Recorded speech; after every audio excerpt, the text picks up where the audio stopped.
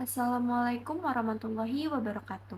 Perkenalkan, saya Nia Rizvani, mahasiswa program studi pendidikan ekonomi, Fakultas Keguruan dan Ilmu Pendidikan Universitas Sriwijaya, dengan NIM 06031282429039, yang pada kesempatan kali ini saya akan mempresentasikan hasil proposal penelitian saya yang berjudul Pengaruh Penggunaan Media Pembelajaran Grafis terhadap Hasil Belajar Siswa pada mata pelajaran ekonomi kelas 11 di SMAN 1 Tanjung Batu. Penelitian ini itu dilatar belakangi oleh di mana dalam proses pembelajaran di SMA, khususnya pada mata pelajaran ekonomi, itu membutuhkan pemahaman mengenai berbagai konsep, teori, serta hubungan antar variabel ekonomi yang sering bersifat abstrak.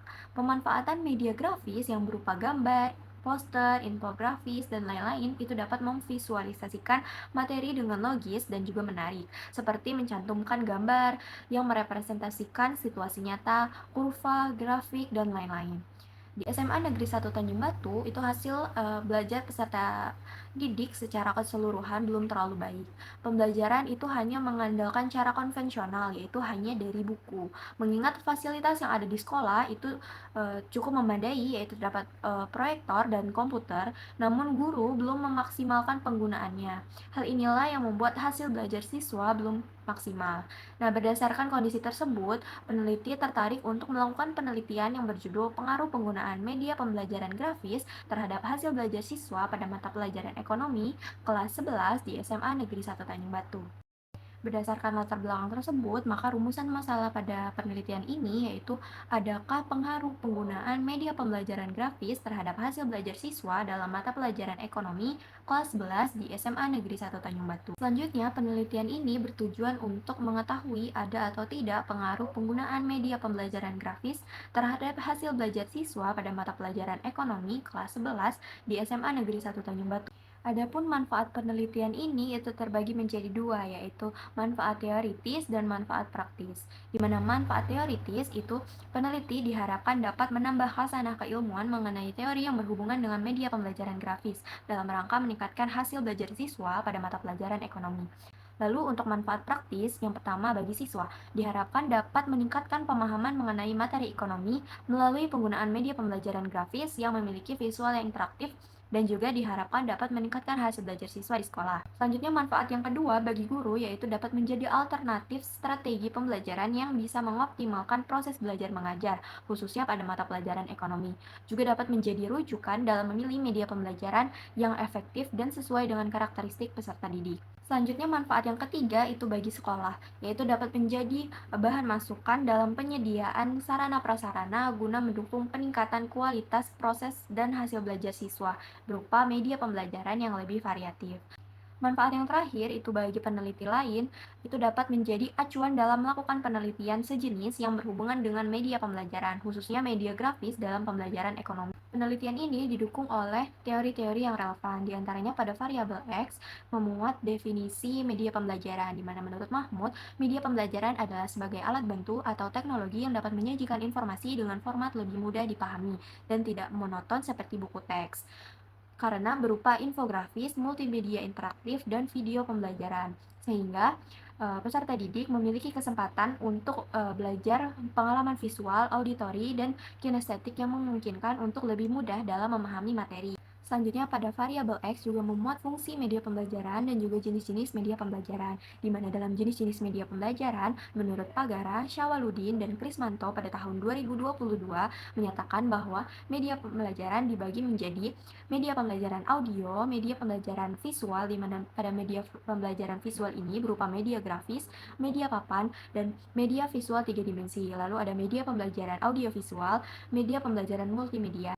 Selanjutnya juga terdapat indikator media pembelajaran, di mana menurut Sujana bahwa media pembelajaran itu dapat diukur dengan 5 indikator, yaitu yang pertama relevansi, yang kedua kemampuan guru, kemudahan penggunaan, ketersediaan, dan yang terakhir kebermanfaatan. Selanjutnya juga terdapat definisi media pembelajaran grafis, di mana menurut Saifullah tahun 2023, media pembelajaran grafis merupakan media yang berfungsi sebagai sarana penyampai pesan dari pengirim kepada penerima dengan memanfaatkan simbol, garis, gambar, maupun titik yang berhitung bersifat visual, di mana indera yang paling berperan dalam menerima informasi melalui media grafis itu adalah indera penglihatan. Lalu, pada variabel Y juga memuat definisi hasil belajar, di mana menurut Rahman tahun 2022, hasil belajar merupakan apa yang telah siswa dapatkan setelah mengikuti kegiatan pembelajaran, di mana hasil belajar ini berupa kemampuan-kemampuan baik yang berkaitan dengan aspek pengetahuan, sikap, maupun keterampilan yang siswa dapat dari pengalaman belajar. Selanjutnya terdapat faktor-faktor yang mempengaruhi hasil belajar dan juga indikator hasil belajar, di mana menurut Benjamin S. Bloom menjelaskan bahwa indikator untuk melihat keberhasilan belajar itu terbagi menjadi 3 ranah, yaitu ranah kognitif, ranah afektif, dan juga psikomotor. Selain itu juga memuat definisi mata pelajaran ekonomi dan juga tujuan mata pelajaran ekonomi. Selanjutnya saya mencantumkan 2 penelitian yang relevan dengan penelitian ini, yaitu yang pertama penelitian oleh Hartono tahun 2023 yang berjudul Pengaruh Penggunaan Media Grafis Gambar terhadap Hasil Belajar Siswa pada Materi Pokok Tata Surya kelas 10 di SMA Negeri 1 Badar Kutacane, di mana terdapat pengaruh hasil belajar melalui pembelajaran media grafis. Penelitian ini itu menggunakan kelas kontrol dengan metode ceramah dan eksperimen dengan media grafis. Penelitian ini itu memperoleh hasil bahwa terdapat pengaruh penggunaan media grafis terhadap hasil belajar siswa. Selanjutnya penelitian yang kedua itu dilakukan oleh Mita Wulandari dan Hamdi Abdul Karim pada tahun 2024 yang berjudul Pengaruh Penggunaan Media Grafis Gambar terhadap Hasil Belajar Siswa pada Mata Pelajaran Akidah Akhlak di MTS Al-Wasliyah Sorkam, menunjukkan bahwa penggunaan media grafis gambar dalam pembelajaran akidah akhlak dapat meningkatkan pemahaman konsep siswa kelas 11. Metode yang digunakan adalah eksperimen yang menggunakan tes untuk memperoleh data pada 2 kelas, yaitu kelas eksperimen dan juga kelas kontrol, di mana hasil penelitian ini menunjukkan adanya perbedaan signifikan antara kelas yang menggunakan media grafis dan juga kelas yang konvensional. Selanjutnya, hipotesis pada penelitian ini yaitu HA, hipotesis analisis, yaitu terdapat pengaruh penggunaan media pembelajaran grafis terhadap hasil belajar siswa pada mata pelajaran ekonomi kelas 11 di SMA Negeri 1 Tanjung Batu. Lalu hipotesis 0, tidak terdapat pengaruh penggunaan media pembelajaran grafis terhadap hasil belajar siswa pada mata pelajaran ekonomi kelas 11 di SMA Negeri 1 Tanjung Batu. Penelitian ini menggunakan jenis penelitian eksperimen dengan menggunakan pendekatan kuantitatif.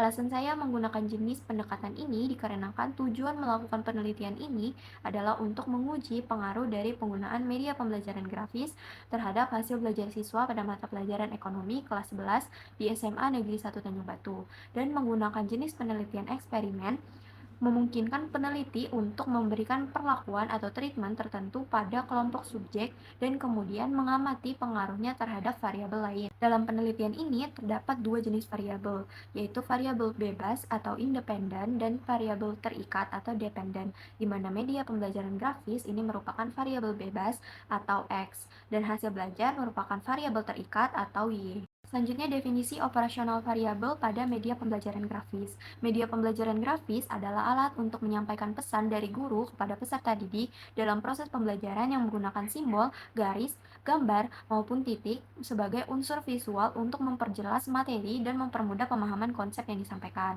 Lalu, hasil belajar adalah kemampuan yang didapat peserta didik setelah melakukan segala bentuk kegiatan pembelajaran yang diukur dengan skala nilai, di mana nilai ini itu merepresentasikan tingkat keberhasilan dalam menguasai pengetahuan, sikap, dan keterampilan sebagai hasil dari pengalaman belajar yang dialami oleh peserta didik. Populasi dalam penelitian ini adalah seluruh siswa kelas 11 yang mengambil mata pelajaran ekonomi di SMA Negeri 1 Tanjung Batu pada tahun ajaran 2025-2026, di mana terdapat 3 kelas dengan total keseluruhan siswa yaitu 100 siswa. Selanjutnya, pada sampel penelitian itu menggunakan teknik pengambilan sampel, yaitu cluster random sampling dengan mengambil 1 kelas yang dipilih secara acak melalui undian dari populasi. Dan sampel yang terpilih adalah kelas 11-5 yang berjumlah 33 orang. Selanjutnya, peneliti menggunakan 2 teknik pengumpulan data dan instrumen penelitian, yaitu tes dan juga angket, di mana dalam tes ini menggunakan teknik tes objektif melalui tes pilihan ganda yang mengukur indikator hasil belajar, yaitu ranah kognitif, yang mencakup aspek pengetahuan atau C1, pemahaman C2, menerapkan C3, dan menganalisis C4.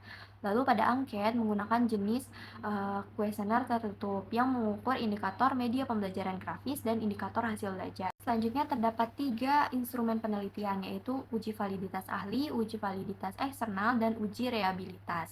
Di mana pada uji validitas ahli, pemeriksaan berupa penilaian tingkat kevalidan dan kelayakan produk yang dikembangkan berdasarkan masukan dan penilaian dari para pakar di bidangnya.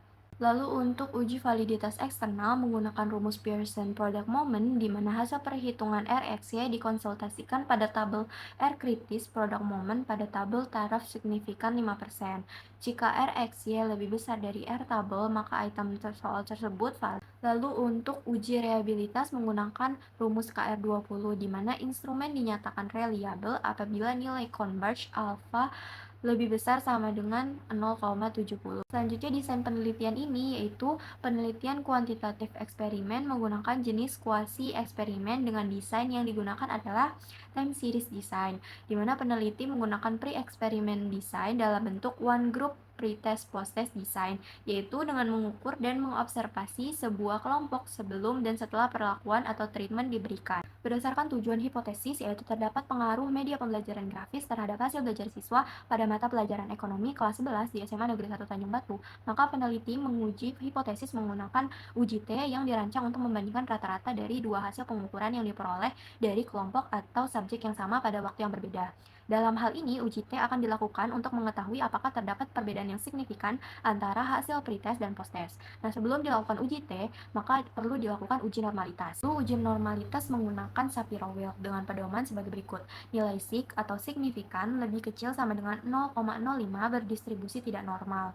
Lalu nilai sig atau signifikan lebih besar sama dengan 0,05 berdistribusi normal. Untuk kriteria pengambilan keputusan uji normalitas itu sebagai berikut. Jika nilai sig atau signifikan lebih kecil sama dengan 0,05, maka H0 ditolak. Lalu jika nilai sig atau signifikan lebih besar sama dengan 0,05, maka HA diterima. Selanjutnya untuk uji hipotesis menggunakan rumus Pirate Sample T-Test, di mana apabila T-hit lebih besar dari T-tap, berarti berbeda secara signifikan, di mana H0 ditolak. Lalu jika T-hit lebih kecil dari T-tap, berarti tidak berbeda secara signifikan, di mana H0 diterima. Baik, itu tadi adalah penjelasan mengenai proposal penelitian saya. Terima kasih atas perhatian dan kesempatannya. Wassalamualaikum warahmatullahi wabarakatuh.